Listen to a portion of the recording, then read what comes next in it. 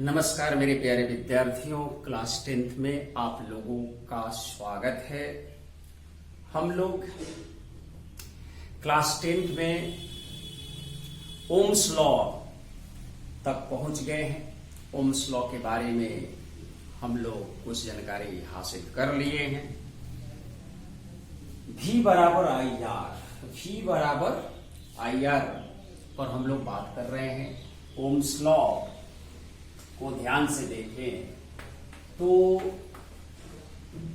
इसमें यही बात कही गई कि एट अ कांस्टेंट टेम्परेचर जो है करंट जो है डायरेक्टली प्रोपोर्शनल है potential difference across the conductor है। Across the conductor potential difference की बात हो तो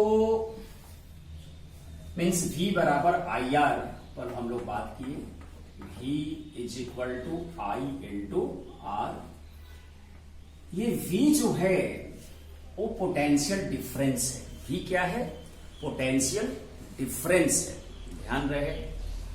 और R रेजिस्टेंस और I करंट थ्रू कंडक्टर है। करंट थ्रू कंडक्टर है। हम लोग ये भी देखा कि V और I का जो प्लॉटिंग है स्ट्रेट लाइन है और यही क्या है? रेजिस्टेंस। कांस्टेंट वैल्यू की बात करें तो ये रेजिस्टेंस है। और यहां पर हम लोगों ने देखा था कि जो वैल्यू है, हम लोगों ने क्या देखा भाई कि जो वैल्यू है रेजिस्टेंस का जो वैल्यू है ट्वाइस एम, क्या आया था भाई? Twice M N E square tau और इनटू लेंथ बाई एरिया आया था। हाँ सर, बिल्कुल यही रेजिस्टेंस है जिसका मान ये आया था। अब मेरे प्यारे विद्यार्थियों, अब समझना हम लोगों को क्या है। बेसिकली देखिए, इस रेजिस्टेंस पर चर्चा हम लोग करने जा रहे हैं कि जो रेजिस्टेंस है, जो सर्किट होते हैं, उस सर्किट में अब मैं बताऊं आपको इस तरह से, जो कहानी को थोड़ा सा लिंकअप करें हम लोग की कैसे हम लोग इस बात को समझेंगे कि आपके पास जो V बाई आई का रेशियो है, V बाई आई का रेशियो हम लोग ये देखा था कि उसको V और I के बीच ग्राफ खींचा था तो स्ट्रेट लाइन था, उसका स्लोप जो है रेजिस्टेंस, वही रेजिस्टेंस जो है ये है। वही रेजिस्टेंस क्या है? यही है। मेरे प्यारे विद्यार्थियों, अब समझना ये है हम लोगों कि किसी भी सर्किट में जो रेजिस्टेंस का सिंबल है, जैसे हमने बताया, देखो ये रेजिस्टेंस का सिंबल है।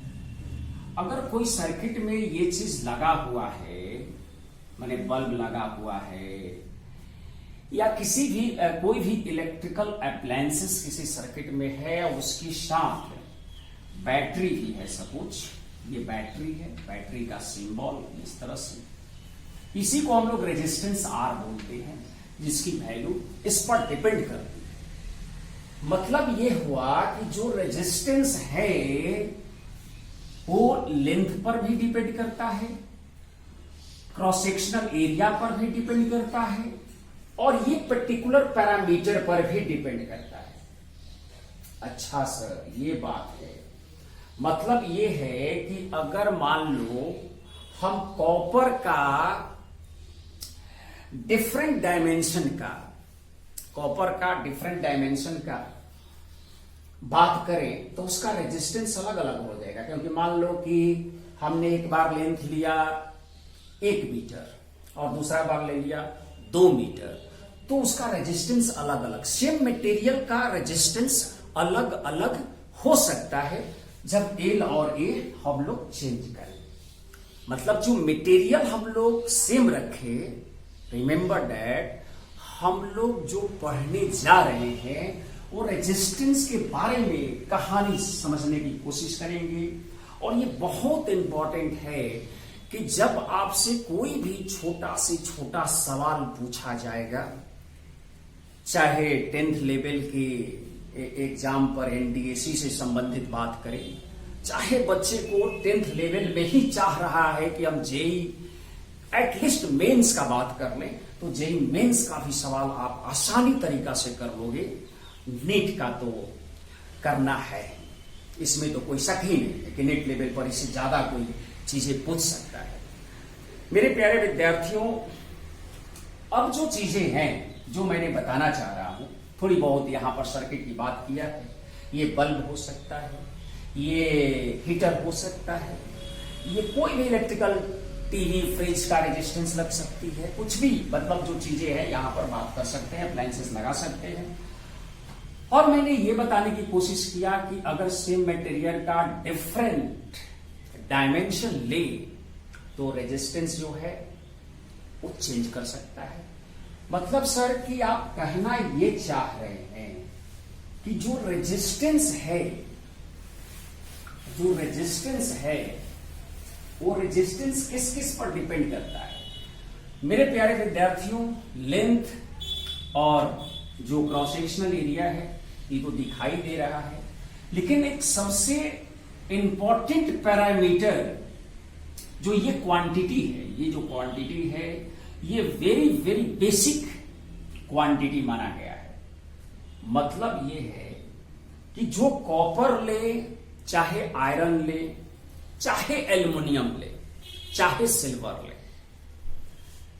उस कॉपर और सिल्वर आयरन का लेंथ और एरिया हम सेम रखें मान लीजिए, और ये जो पर्टिकुलर जो है ये जो पर्टिकुलर है ये twice m n e square tau, ये तो समझ लो n जो है डिफरेंट मटेरियल का, ये जो पैरामीटर मैं यहां पर रखू ट्वाइस m, ध्यान दीजिएगा थोड़ा सा, n e स्क्वायर और टाउ,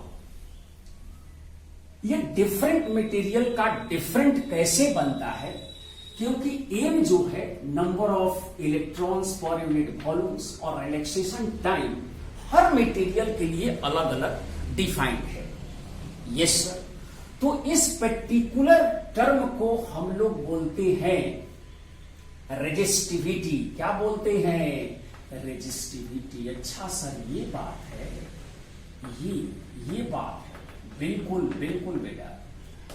ये रेजिस्टिविटी टर्म बहुत इंपॉर्टेंट है, क्योंकि यही रेजिस्टेंस जो मटेरियल यूज हो रहे हैं, जैसे कॉपर हो, चाहे आयरन हो, चाहे सिल्वर हो, चाहे एल्युमिनियम हो, उसमें ये टर्म मटेरियल की प्रॉपर्टी होती है। बट रेजिस्टेंस वाली जो फैक्ट है, रेजिस्टेंस जो है वो मटेरियल के साथ साथ उसकी लंबाई पर, उसकी क्रॉस सेक्शनल एरिया पर भी डिपेंड करेगा। लेकिन ये टर्म जो है, रेजिस्टिविटी जो टर्म है, केवल और केवल मटेरियल पर डिपेंड करेगा। बाद में चर्चा हम लोग टेम्परेचर पर भी बात करते हैं, तो रेजिस्टिविटी टेम्परेचर को बदलने से बदलती है, तो रेजिस्टेंस भी टेम्परेचर को बदलने से बदल सकता है, बदल सकता है, क्या है? बदलता है। तो वो एक अलग बात है।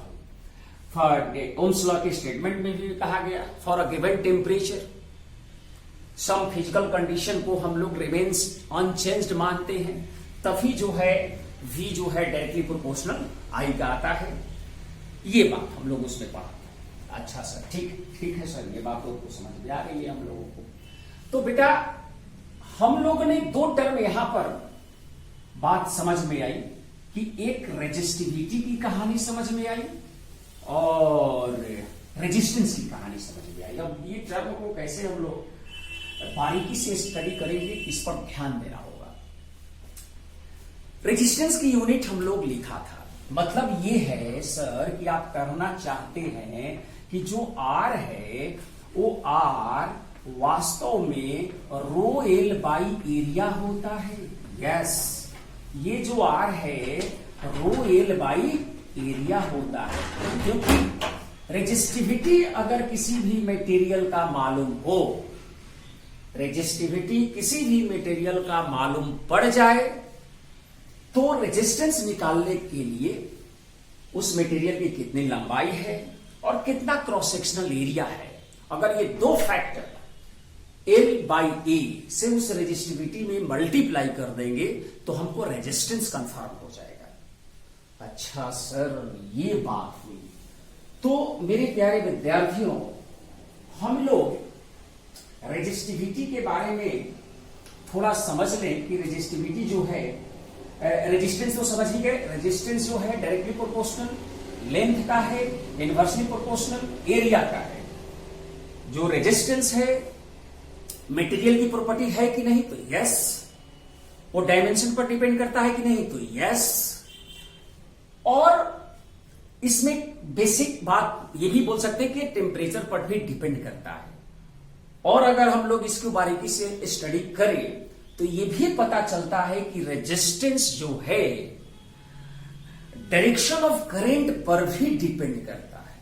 मेरे प्यारे विद्यार्थियों, ये टर्म को हम लोग थोड़ा सा लिखने का प्रयास करें कि कैसे हम लोग इस चीज को समझें कि रेजिस्टेंस और रेजिस्टिविटी जो डिपेंड करता है वो किस किस फैक्टर पर डिपेंड करेगा, उसको लिखना जरूरी है। तो रेजिस्टिविटी की बात हमने कर लिया। रेजिस्टिविटी को हमने कहा कि R rho L by area बोलेंगे। वो किस पर, एन और टाउ पर डिपेंड करेगा। टाउ क्या है, रिलैक्सेशन टाइम है। एन क्या है, number of free charge carrier per unit volume है। यस सर, यस, बिल्कुल बिल्कुल सर, बिल्कुल समझ में आ रही है कहानी जो आप बोल रहे हैं। मेरे प्यारे विद्यार्थियों, अब रेजिस्टिविटी की बात हुई है तो थोड़ा बहुत ये लिख लें, इसकी यूनिट्स क्या है। Units of SI unit of resistivity. SI unit of resistivity जो है क्या लिखते हैं, इसको रो है, इसको हम लोग रो से बोलते हैं। ये मटेरियल की प्रॉपर्टी होती है। किसकी प्रॉपर्टी होती है, मटेरियल की प्रॉपर्टी होती है। और दूसरी चीज, ये टेम्परेचर डिपेंडेंट है। टेम्परेचर क्या है, डिपेंडेंट है। तो आर जो है, यहां पर हम समझे कि आर की वैल्यू हमने बताया था रो एल बाई एरिया। तो रो की वैल्यू हो जाएगा R into area by length. Sir तो ये तो ओम होता है। यस। एरिया को मीटर स्क्वायर लिखते हैं। यस। और लेंथ को क्या लिखते हैं, मीटर। बिल्कुल सर, बिल्कुल। मतलब सर ये यूनिट जो होगा इसका ओम मीटर होगा। क्या होगा, ओम मीटर। इसको हम लोग ओम मीटर बोलेंगे। यस सर, ये बिल्कुल बिल्कुल हम लोग एसआई यूनिट ऑफ रेजिस्टिविटी जो होता है ओम मीटर होता है। क्या होता है, ओम मीटर होता है। बिल्कुल समझ में आ गया सर ये बात। ये किस किस पर डिपेंड करता है, it's depends on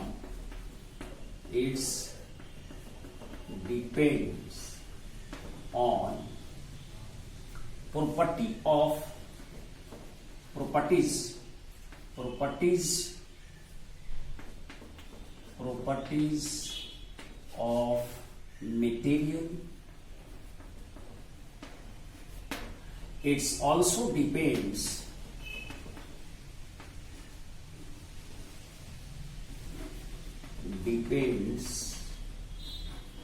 on temperature. Temperature पर बाद में चर्चा होगी, बढ़ेगा घटेगा तो कैसे क्या होगा। अब थोड़ा सा हम लोग बेसिक ज्ञान इसको पर रखे हैं। हम लोग को बेसिक तौर पर यहां बात करने वाले हैं रेजिस्टेंस पर। तो अभी ये चीजें हम लोग समझ गया कि भाई इस तरह से एक फैक्टर आ चुका है, उसको हम लोग क्या बोला, उसकी यूनिट के बारे में हम लोग समझ गया। अच्छा सर ये बात। अब रेजिस्टेंस की कहानी चल रही है। किसकी कहानी चल रही है, रेजिस्टेंस की कहानी। तो रेजिस्टेंस जो है, रेजिस्टेंस हम लोग लिखे थे कि रेजिस्टेंस जो है किस किस फैक्टर पर, इट्स डिपेंड्स। क्योंकि इसकी यूनिट लिख दीजिए, फिर एक बार लिख देते हैं। एसआई यूनिट ऑफ लिख देते हैं, SI unit of resistance R is Om.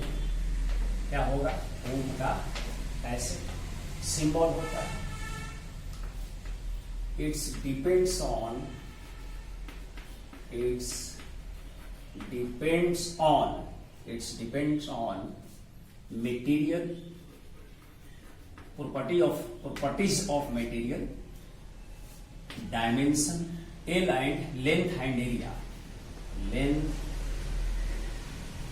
L-E-N-G-T-H, length L, area A. It's depends on material की प्रॉपर्टीज तो है ही, लेंथ पर भी डिपेंड करेगा, मतलब जो लेंथ एल होगा, और एरिया कितना उसका जो क्रॉस सेक्शनल एरिया है उस पर डिपेंड करेगा, टेम्परेचर पर भी डिपेंड करेगा, ये टेम्परेचर पर भी डिपेंड करेगा, और किस पर डिपेंड करेगा, और जो डिपेंड्स करता है ये इट्स ऑल्सो भी डिपेंड्स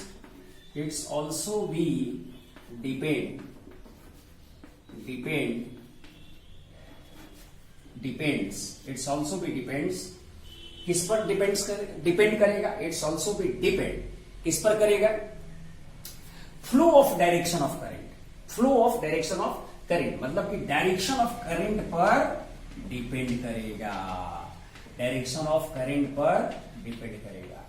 मतलब कि मान लो कि ये जो एक मटेरियल है जिसमें हमको करंट कंडक्टिंग ही मान लेते हैं इसको उस समय के लिए, इसको समझे पहले, ये मटेरियल भी फिक्स है, मान लो कॉपर का है, इसका डायमेंशन भी फिक्स है, लेंथ एरिया जो है सब फिक्स है, और टेम्परेचर हमने कांस्टेंट मान ही लिया जो सराउंडिंग का टेम्परेचर है। तो अगर ऐसे करंट बहाते हैं, करंट ऐसे निकलता है, क्योंकि क्रॉस सेक्शनल एरिया जो है ये चेंज कर जाएगा, यहां पर करंट का डायरेक्शन है वो, और लेंथ यहां पर ये आ जाएगा, तो इसलिए करंट रेजिस्टेंस जो है R बराबर रो एल बाई ए में, रो नहीं चेंज किया क्योंकि मटेरियल फिक्स है इसका, तो रो इस मटेरियल का चाहे करंट ऐसे बहाए, चाहे ऐसे बहाए, चाहे ऐसे बहाए, इधर से चाहे ऐसे, तो जो डायरेक्शन ऑफ करंट है, वो डायरेक्शन ऑफ करंट को बदल देने से जितना लेंथ कवर हो रहा होगा उसको चलते वक्त, और जो क्रॉस सेक्शनल एरिया है वो बदल जा रहा है, तो रेजिस्टेंस बदल जाएगा, बट रेजिस्टिविटी नहीं बदलेगी। अच्छा सर ये कहना चाहते हैं, यस मेरे प्यारे विद्यार्थियों, जब इतनी कहानी हम लोग समझ चुके हैं कि ये सारी घटना, करंट दौड़ता है किसी सर्किट में तो होता है, इसकी एसआई यूनिट भी समझ गए, कुछ टर्म और हम लोग डिफाइन कर लेते हैं, जैसे कि रेसिप्रोकल्स ऑफ रेजिस्टिविटी को क्या बोलते हैं, रेसिप्रोकल्स ऑफ रेजिस्टेंस को क्या बोलते हैं, तो ये सब थोड़ा सा डिफाइन कर लेते हैं। कुछ टर्म अगर पूछता है कंपटीशन वगैरह में कुछ चीजें, तो reciprocal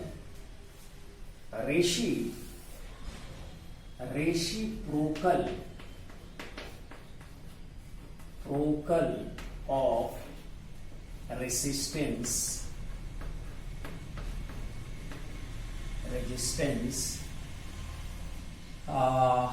reciprocals of resistance is known as conductance,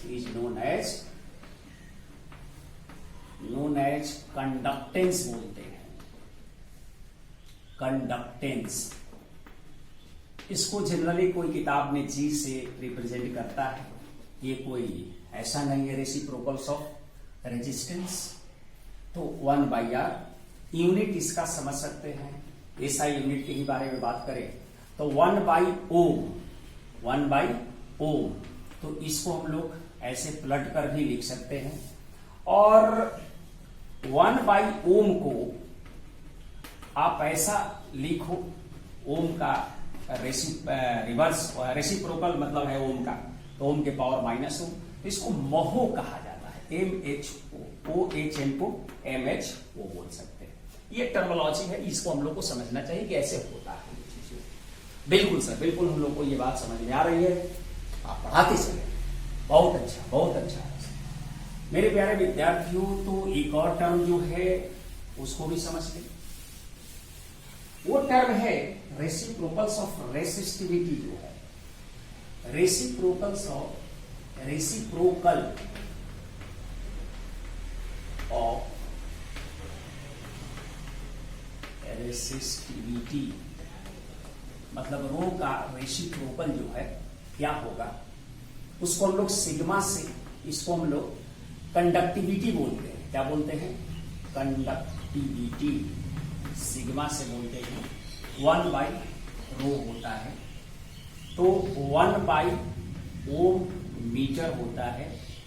तो इसको आप महो का सिंबल ऐसे और पर मीटर, या ऐसे भी बोल सकते हैं इसको ओम इनवर्स पर मीटर, या इसको हम लोग महो बोलेंगे,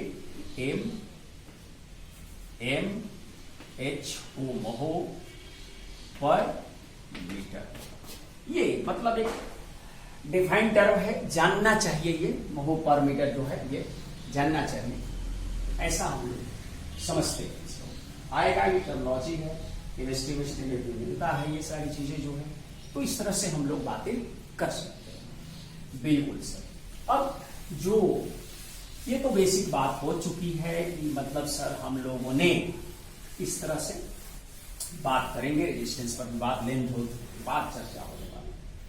मेरे प्यारे विद्यार्थियों, बेसिकली जो सर्किट का यूज होता है जिसमें सिंबल रेजिस्टेंस का दिया जाता है, सिंबल क्या दिया जाता है? रेजिस्टेंस का दिया जाता है। तो सर्किट में हमने जो सर्किट बनाया था आपको शुरू में भी देखिएगा, तो ये मान लो रेजिस्टेंस है, इसका सिंबल हम लोग आर ऐसे समझे, और ये बैटरी है, ये बैटरी, इसमें हम लोग ये मान लेते हैं कि पोटेंशियल डिफरेंस भी है। इसका पोटेंशियल डिफरेंस क्या है? भी।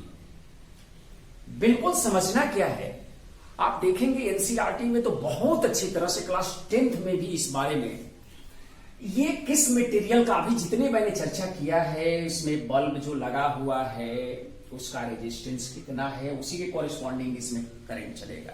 अगर इसको रिप्लेस कर कुछ दूसरे मटेरियल का भी लगा दें और तो भी करंट देखा जाए तो उसका, क्योंकि डिजायर जो रेजिस्टेंस की वैल्यू है अगर वो चेंज कर रहा है तो ऑब्वियस है कि करंट की जो वैल्यू है ओम्स लॉ के हिसाब किताब से V बराबर IR, ये फैक्टर जो है V बराबर IR में I जो है वो चेंज कर सकता है अगर R का मान हम लोग बदले।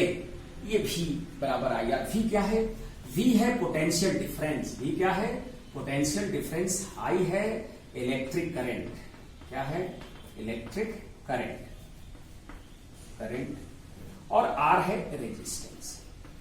अब बात हम लोगों को ऐसे समझना क्या है, अब पोटेंशियल डिफरेंस का मतलब क्या होता है? किसी भी सेल का पोटेंशियल डिफरेंस जो है, ये दोनों, ये समझो ऐसे बात को इस तरह से कि ये जो एंड है A और ये एंड है B,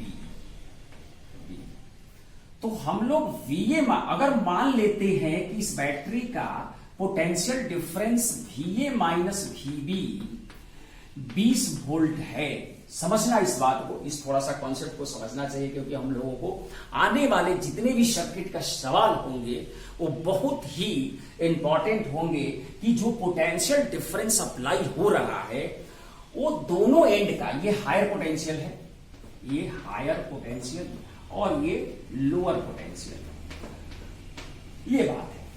तो अगर हम लोग ऐसा समझेंगे यहां पर कि VA का मान अगर, या VB का मान हमने 0 मान लिया, सपोज इफ मानने के लिए डिफरेंस केवल हमारा 20 वोल्ट होना चाहिए। मानने के लिए हम यहां पर कुछ भी मान सकते हैं, 100 भी मान सकते हैं, 120 भी मान सकते हैं, -10 भी मान सकते हैं, कुछ भी मान सकते हैं A और B का। हमको डिफरेंस जो है उसको मेंटेन रखना है 20 का। अगर हम VB 0 रखते हैं मेरे प्यारे विद्यार्थियों, तो डिफरेंस VA माइनस VB का मान हमको 20 रखना है। तो VA कितने पोटेंशियल पर होना चाहिए? अगर हमने यहां 0 रखा तो A कितने पर होना चाहिए? यहां पुट कर देखो, 0 रखेंगे तो VA का मान कितना हो जाएगा? 20 वोल्ट, मतलब कि हमको 20 वोल्ट पर रखना होगा। ये 0 वोल्ट पर रखा तो इसको 20 वोल्ट। बिल्कुल सर, बिल्कुल समझ में आ गया। मान लो जैसे बहुत सारे बच्चे ये इस तरह से कंफ्यूज रहते हैं बाद में कि सर ये हायर पोटेंशियल है, ये माइनस, ये प्लस में रहता है हमेशा। नेवर। आपको ये बड़ा डंडा और छोटा डंडा क्लास 10th में बच्चे समझते हैं प्लस माइनस से, लेकिन इसका कोई मीनिंग ऐसा नहीं है। आपको इसीलिए मैंने लिखा हायर पोटेंशियल और लोअर पोटेंशियल। मेरे प्यारे विद्यार्थियों, अगर 20 वोल्ट ये है, हमने इसको मान लिया इस एंड का पोटेंशियल जो है, हमने कुछ भी मान लिया -30 मान लिया, सपोज -30 मान लिया, तो अब बताओ कि हमने तो B का पोटेंशियल कितना होगा, B का पोटेंशियल कितना होगा। इसको थोड़ा सा ध्यान से मैं इसलिए बता रहा हूं कि बहुत ही इंपॉर्टेंट बात है जो बच्चे को कंफ्यूज करता है, इसलिए मैं यहां पर थोड़ा सा एलोबोरेट कर रहा है, इसको ध्यान दीजिएगा। अगर मान लो कि इस पॉइंट का पोटेंशियल -30 है, तो हमने VA माइनस VB को 20 वोल्ट फिक्स रखा है, 20 वोल्ट फिक्स रखा है। अगर VA बेटा -30 मान लिया, तो VB कितना होना चाहिए? तो VB कितना होना चाहिए? -30, ध्यान दे, -30, ये इसको ले जाओ इधर, तो -20 आ जाएगा, मतलब -50 वोल्ट। अगर ये इतना है तो यहां पर -50 वोल्ट होगा। पाएंगे -30 वोल्ट का है, तो देखो रिलेटिवली ये हायर पर है ही और ये लोअर पर है। इन दोनों का डिफरेंस 20 वोल्ट है। इन दोनों का डिफरेंस क्या है? 20 वोल्ट। बिल्कुल सर, बिल्कुल समझ में आ गया चीजें। ठीक है, अब आते हैं हम लोग ये कहानी समझने के बाद कुछ बातें बहुत कंफ्यूजिंग है जो बच्चे बराबर जो पढ़ने वाले बच्चे तो सब पढ़ने वाले होते हैं भाई, उसमें कोई है रिलेटिव है सारी चीजें, बट सारे लोग पढ़ने वाले हैं। अगर ध्यान थोड़ा सा दिया जाए इसमें, तो हम लोगों को इस पॉइंट ऑफ व्यू से सोचे कि सर्किट है, मान लीजिए अगर हमने इसको 0 वोल्ट माना, तो यहां क्या मानेंगे? ये भी है तो ये भी मानना पड़ेगा। तो ये 0 है तो यहां भी 0 है, क्योंकि ये कनेक्टिंग वायर है। क्या है ये? कनेक्टिंग वायर है। ध्यान रहे मेरे प्यारे विद्यार्थियों, ये कनेक्टिंग वायर है और इस वायर का रेजिस्टेंस हम लोग 0 माना है। यहां जो कनेक्टिंग वायर है सबका रेजिस्टेंस क्या है? 0 है। रेजिस्टेंस बल्ब यहां लगा हुआ है। दुनिया में कोई भी चीज प्योर रेजिस्टेंस लेस नहीं हो सकता है, लेकिन फिर भी हम लोग इसमें माने हैं, ऐसा आइडियल सिचुएशन बनाए हैं रियल सिचुएशन से हटकर। तो ये कनेक्टिंग वायर है, ठीक है सर। अच्छा सर, तो यहां 0 तो यहां भी 0, यहां भी तो यहां भी तो ओम्स लॉ लगाओ इसमें, तो करंट कितना मिल जाएगा? I बराबर V/R, मतलब इसका difference, potential difference divided by resistance, मतलब करंट यही चल रहा है इसमें। एक बात नहीं समझ में आई सर कि जो करंट चल रहा है और करंट चलने के लिए पोटेंशियल डिफरेंस होना जरूरी है सर, लेकिन इसमें करंट तो ऐसे ही चल दिया, मतलब जो पोटेंशियल डिफरेंस है वो यहां तो 0 है, तो करंट चलेगा कैसे? सवाल उचित है प्यारे विद्यार्थी। पोटेंशियल डिफरेंस V बराबर I इंटू R में R 0 है, तो पोटेंशियल डिफरेंस 0 है, मतलब कि 0 बराबर I इंटू 0 है। I 0 नहीं होता है, I कुछ भी हो सकता है, डिपेंड ऑन कि कितना रेजिस्टेंस इसमें सर्किट में है, कितना वोल्टेज लगा हुआ है। यहां पर यह बात बहुत ही अच्छी तरह से समझना चाहिए कि जो वोल्टेज ये भी 0 माना, ये तब माना जब रेजिस्टेंस 0 मैंने माना है। रेजिस्टेंस, मैंने कभी भी करंट को 0 नहीं माना है। तब ये सिचुएशन से करंट जो है आगे चलकर आप मैथमेटिक्स में पढ़िएगा, जो इनडिटर्मिनेट फॉर्म है, साथ जो भी है कैलकुलस में, तो उसमें ये चीजें क्लियर हो जाती है कि इसका मीनिंग क्या होता है। आई कुछ भी हो सकता है, आप बिल्कुल घबराए नहीं, कि जो कनेक्टिंग वायर में जो हम लोग रेजिस्टेंस 0 माने हैं, वहां का पोटेंशियल डिफरेंस 0 है, फिर भी करंट चलता है। इसका रीजन यही है कि ये जो टर्म है, ये टर्म में से ये 0 है, आर 0 होने से पोटेंशियल डिफरेंस 0 है, या पोटेंशियल डिफरेंस 0 होने से आर 0 हो सकता है, लेकिन आई पर कोई ऐसा कंडीशन नहीं होता है। ये बात समझ में आई। तो सर आखिर चीजें चल कैसे रहा है? मान लो मैं थोड़ी देर के लिए कोई चार्ज, पॉजिटिव चार्ज मान लो फ्लो कर रहा है, तो यहां पर पोटेंशियल 0 है, तो यहां पर जो QV का मान जो है Q into V, positive charge के बारे में माने 0, तो एनर्जी 0। यहां पर जो भी पॉजिटिव चार्ज ये घूम रहे होंगे, या उस टर्मिनोलॉजी को मान लिया, चल तो रहे इलेक्ट्रॉन, लेकिन हम लोग टर्मिनोलॉजी मान लिए कि भाई उल्टे डायरेक्शन में पॉजिटिव चार्ज है, तो ये जो बैटरी है, ये जो चार्ज बैटरी क्या करती है भाई? तो एनर्जी सप्लायर है। उस चार्ज को एनर्जी भर दी, उस चार्ज में एनर्जी भर दी, तो यहां पर जैसे आया तो उसके पास क्यूवी एनर्जी लेकर जैसे ही ये अप्लायंसेस पर गया, ये अप्लायंसेस ने इससे एनर्जी, ये क्या किया कि इसको एनर्जी दिया। अब ये बल्ब है तो जल जाएगा, होता है यही कहानी बेटा, होता यही कहानी है। फिर इसके बाद ये आएगा यहां पर भिखारी जैसा। अब बैटरी क्या करेगा कि दयालु नेचर का है, वो एनर्जी लोड करती है। इसी तरह की प्रोसेस चलते रहती है मेरे प्यारे विद्यार्थी। तो जब एनर्जी समाप्त हो गया सर, तो ये कैसे भागा होगा आगे? ऐसा मान लो कि ये चीजें जो है एनर्जी लेकर चला होगा, तो उसके पास तो कुछ रफ्तार आ गया होगा, ये सब चीजें स्मूथ मान लिया जाए, ऐसा मान सकते हैं टर्मिनोलॉजी को, और उस एनर्जिया की वजह से इधर आ जाता है, फैन इसके वजह से फैन ये लोड करता है, फैन में चलते रहता है। ये प्रोसेस कंटिन्यूअस होता है। थोड़ी बहुत मैंने फील दिलाने की कोशिश किया है। अगर आपको इस बात को समझ में आती है तो उसको 2-4 बार दिमाग में लाइएगा, तो चीजें और वेरी क्लियर होगी। बिल्कुल बिल्कुल बिल्कुल हम लोग थोड़ा बहुत इस चीज के बारे में जानकारी मिल रहा है।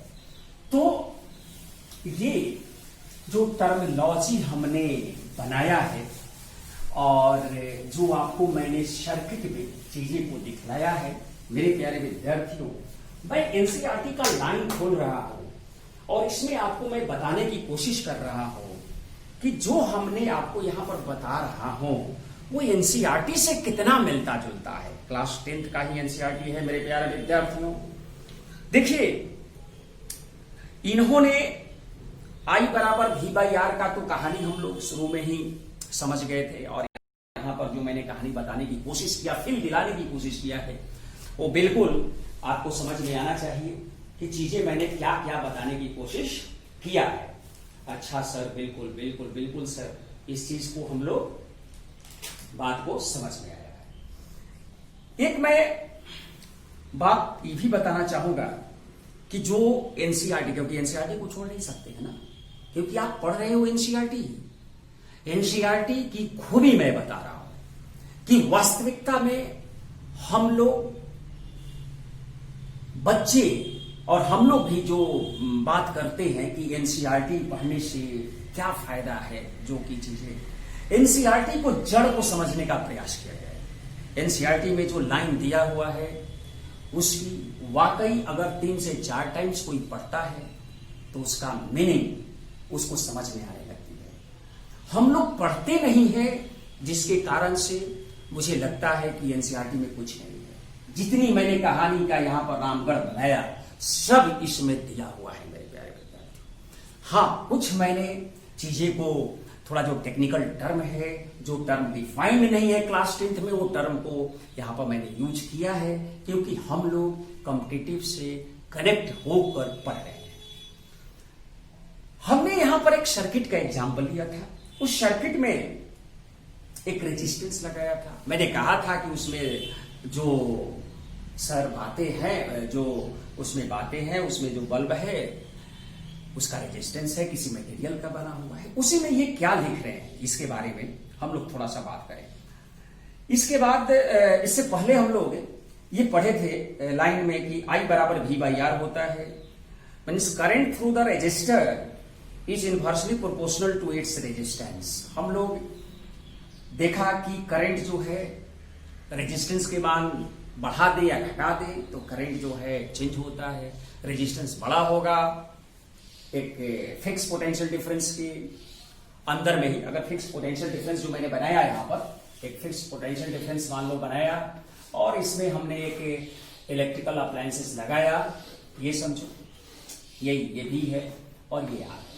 अगर इसको बदलेंगे तो आई जो डिफाइंड है V by R means I जो है इनवर्सली प्रोपोर्शनल टू क्या है रेजिस्टेंस। जब भी यहां हमने कांस्टेंट रखा है, V जो है क्या रखा है कांस्टेंट रखा है, वही बात ये लिख रहा है। कोई हम लोग ज्यादा इधर उधर की बात नहीं कर रहे हैं, एकदम टू द पॉइंट है और टू द पॉइंट पढ़ने से आपसे सवाल बनेंगे और मैं ये प्रयोग आप लोगों के सामने दिखाना चाहता हूं कि जो क्लास 12 में है बच्चे और जो बच्चे क्लास 10th में पढ़ रहे हैं वो भी जेईई मेंस का सवाल बना सकते हैं। कैसे बना सकते हैं वो ध्यान दें, एनसीईआरटी के रिगार्डिंग ही बना सकते हैं। आप इस लाइन को समझें। Current through a resistor is inversely proportional to its resistance, हमने दिखाया यहां पर। If the resistance is doubled, देखिए क्या कर रहा है, the resistance is double the current gets half. अगर हम रेजिस्टेंस को दोगुना करें तो करंट क्या हो जाता है आधा हो जाता है, क्योंकि इनवर्सली प्रोपोर्शनल में है, आधा हो जाता है। In many practical cases it is a necessary to increase और decrease the current in the electric circuit. हम लोग रेजिस्टेंस को इंक्रीज डिक्रीज करके इलेक्ट्रिकल सर्किट में करंट की पहचान कर सकते हैं कि करंट कितना हो रहा है। A component used to regulate current without changing the voltage source is called variable resistance in an electric circuit. A device called rheostat often used to change the resistance in the circuit. Will you now study about electrical resistance of a conductor with the help of the following activities? उसमें activities आप पढ़ेंगे तो आपको पता चलेगा कि इसमें जो बल्ब फिक्स कर दे या कोई हीटर लगा दे तो कैसे करंट का वैल्यू रेजिस्टेंस में रेजिस्टेंस फैक्टर है जो चेंज करेगा, तो चीज एक्टिविटी के हिसाब से आप चीज को क्लियर कर लीजिए। एक्टिविटी आप पढ़ें घर में, उसको देखें तब जाकर आपका ज्यादा अच्छा लगेगा। In this activity, we observed that the current is a different for a different components. Activities में इन्होंने बताया है कि सिंपल वायर रखते हैं, बल्ब रखते हैं और इलेक्ट्रिकल अप्लायंसेस रखते हैं तो उसके रेजिस्टेंस डिफरेंट होता है, उसके वजह से करंट की वैल्यू चेंज करती है। Why do they differ? A certain component offer an easy path for follow the electric current, while the other resistance resist the flow को रेसिस्ट करता है, डिपेंड्स ऑन रेजिस्टेंस जो जैसा लगा हुआ है उसके हिसाब से। मेरे प्यारे विद्यार्थियों, इन्होंने पूरी लाइन को समझाते हुए आर बराबर रो एल बाई एरिया को डिफाइन कर दिया। यहाँ पर आर जो है वो किस किस फैक्टर पर वो एक्टिविटी के माध्यम से आप वेरी क्लियर लिखा हुआ है, मैं जैसे पढ़ाया हूं, अगर उस पर आप कर रहे हैं काम तो आपको कहीं पर दिक्कत नहीं होने वाली है। और रो को डिफाइन कर इन्होंने जो मैंने बता दिया मैथमेटिकल फॉर्म में, उसका एक्सप्रेशन भी बता दिया है। आप इस किताब को पढ़ेंगे तो आपको कहीं से भी कोई दिक्कत नहीं आने वाली है। आप वीडियो को भी बड़ी ईमानदारी से उसको देखें, पढ़ें और जितने भी डाउट होने वाली पॉइंट थे हमने क्लियर किया है। हम लोग काम करेंगे, अभी रेजिस्टेंस पर सवाल बनाएंगे। रेजिस्टेंस के अंतर्गत जो होने वाली घटना है, जो होने वाली करंट सर्किट में जो होने वाली जिसकी वजह से जो करंट की वैल्यू मिलेगी डिफरेंट रेजिस्टेंस की वजह से, रेजिस्टेंस कैसे बढ़ सकता है कैसे घट सकता है, जो फैक्टर है वो सब मैंने बताया भी है। और हम लोग इसमें सवाल भी किए थे कल जो है, और आर बराबर रो एल बाई एरिया पर एक सवाल भी दिया हुआ है, उसको भी हम लोग कर सकते हैं और आप देख सकते हैं यहाँ पर आर बराबर रो एल बाई एरिया से एक सवाल हम लोग कर सकते हैं। देखिए क्या है सवाल है, a wire of a given material, सवाल हम ऐसे ही पढ़ देते हैं, इसके बाद इसमें आपको सॉल्यूशन इसमें किया भी हुआ है, फिर भी एग्जांपल के तौर पर हम लोग इसको देखेंगे कि क्या है। A wire of a given material having length L and area जो है, area of cross section A है, हैज रेजिस्टेंस ऑफ 4 ओम। कह रहा है कि एक वायर है जिसका लेंथ L है, क्रॉस सेक्शनल एरिया A है और इसका रेजिस्टेंस है कितना, 4 ओम है। 4 ओम है, सवाल में ये दिया हुआ है। Has a resistance of 4 ohm. What would be the resistance of another wire of the same material. इसी मटेरियल का एक दूसरा वायर लिया गया, इसी मटेरियल का एक दूसरा वायर लिया गया, तो उसका रेजिस्टेंस क्या होगा, R is equal to what, क्या है, resistance of another wire of same material having, मतलब कि इसका रेजिस्टिविटी सेम है तो इसका भी रेजिस्टिविटी सेम है, सेम मटेरियल है वायर, लेकिन लेंथ इसका क्या किया है कि इसका लेंथ जितना है ये L, इसको कर दिया है आधा। क्या कर दिया है, लेंथ आधा कर दिया है। मटेरियल वही है, मटेरियल वही है। अब ये जो L डैश है वो L/2 है, तो इसका जो cross sectional area A dash है वो,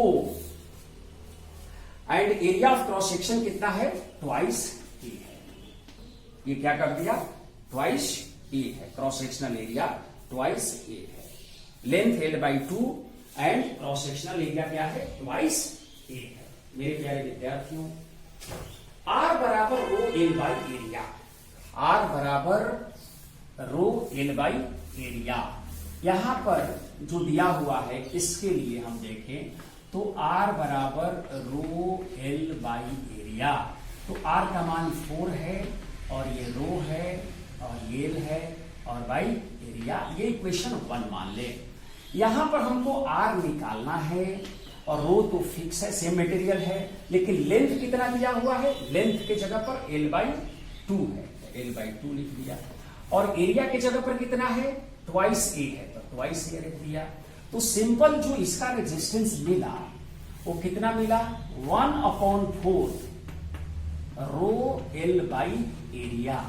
अब ध्यान दिया जाए तो रो L बाई एरिया जो है फ्रॉम 1 से, ये 2 मान लेते हैं, फ्रॉम 1 एंड 2 से देखा जाए, फ्रॉम 1 एंड 2 से देखा जाए तो जो R का मान है 1/4 into rho L by area, rho L by area की वैल्यू 4 है, तो रो L बाई एरिया का वैल्यू जो है 4 यहां पर रख ले, तो रेजिस्टेंस देखिए कितना मिल गया, 1/4 मिल गया।